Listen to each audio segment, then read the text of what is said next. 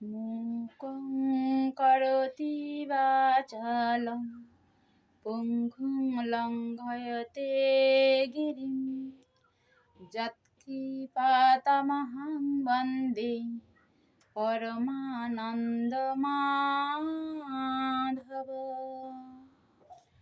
জয় গুরু, জয় গুরু, জয় গুরু। নিগম ঠাকুর শ্রী শ্রী নিগমানন্দ দেব চ্যানেলে নিগম পরিবারের প্রত্যেক ভক্ত শিষ্যদের রইল আমার সশ্রদ্ধ অভিনন্দন। প্রথমে জানাই আমার প্রাণের আরাধ্য দেবতা, আমার জীবনের পথ চলার নির্ভরতম খুঁটি, যিনি আমাকে প্রত্যেক দিন প্রতি মুহূর্তে পথ প্রদর্শক করে দেখিয়ে দেন, তুই ওই পথে যা। তার ওই রাঙা রাত চরণে রইল আমার সশ্রদ্ধ প্রণাম।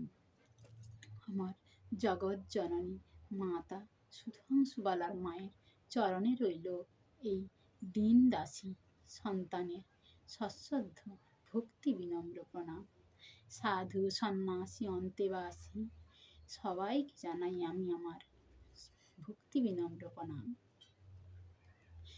আজ আমি তোমাদের সামনে উপস্থিত হয়েছি ঠাকুরের নিগম বাণী ভাষ্য থেকে উপদেশামৃত কিছু উপদেশ, যা ঠাকুর নিজের মুখে আমাদেরকে বলে গেছেন, যাতে আমরা সতর্ক হয়ে পথ চলতে পারি।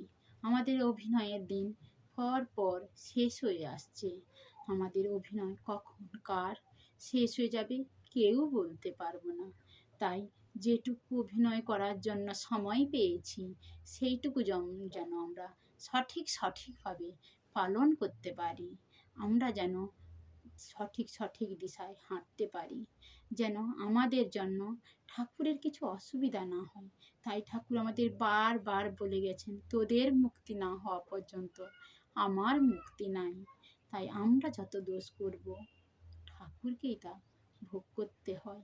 তাই আমরা চেষ্টা করব ঠাকুরের কিছু উপদেশ সঠিকভাবে মেনে চলার জন্য। আজ ঠাকুরের কিছু উপদেশ। ব্রহ্মজ্ঞান মানে ব্যক্ত আমি জ্ঞান। সুতরাং শুধু নিজের দেহকে দেহ বলে না ভেবে বিশ্ব ব্রহ্মাণ্ডকেই তোমার দেহ বলে ভাবো না। সুখও নেই, দুঃখও নেই, এই অন্ধকার বা একাকার অবস্থাটাও ভাবতে পারো। এরপরে নিয়ে এসো আবার ব্যাপ্তিবোধ, তাহলেই আনন্দ ফুটে উঠবে।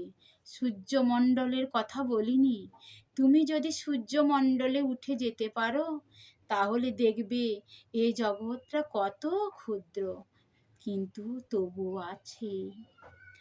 আবার সেই সূর্য যদি তোমার চক্ষুরূপে প্রকাশিত হন, তাহলে এই জগৎ দৃশ্য দেখবে কত ছোট, কত তুচ্ছ হয়ে যায়।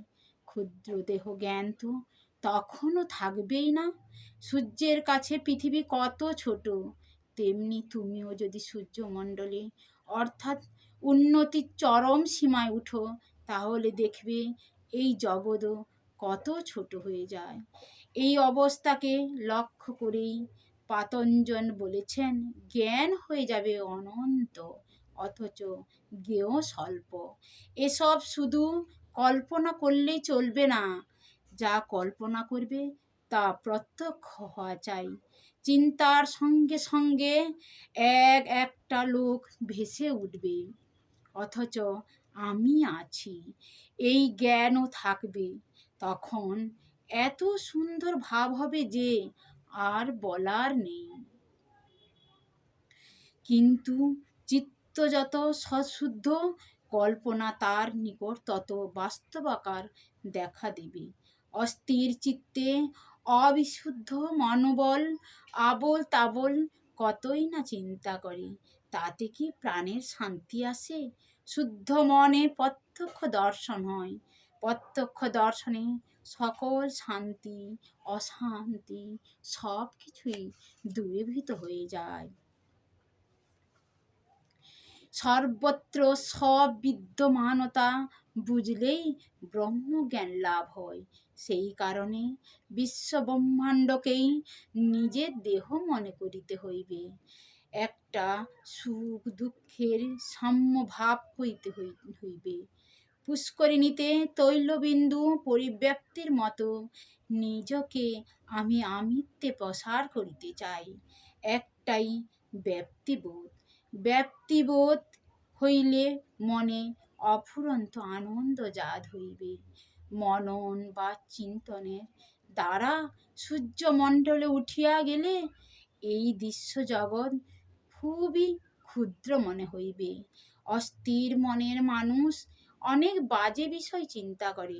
মনকে স্থির করিয়া চিন্তা শক্তির দ্বারা ঊর্ধ্বলোকে যাইতে পারিলে অভাবনীয় আনন্দ জাত হইবে। বিশুদ্ধ চিত্তে প্রত্যক্ষ দর্শন হইলে আর মনের অশান্তি থাকে না। জয় গুরু, জয় গুরু, জয় গুরু।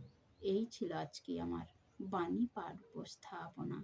যদি ভালো লাগে লাইক শেয়ার আর ছোট্ট মিষ্টি একটা কমেন্ট করে দিও, যাতে আমার মতন এক অজ্ঞানী, আমার মতন দুঃখী একটু মনের দিক দিয়ে অগ্রগতি হওয়ার রাস্তা খুঁজে পায়। জয় গুরু, জয় গুরু।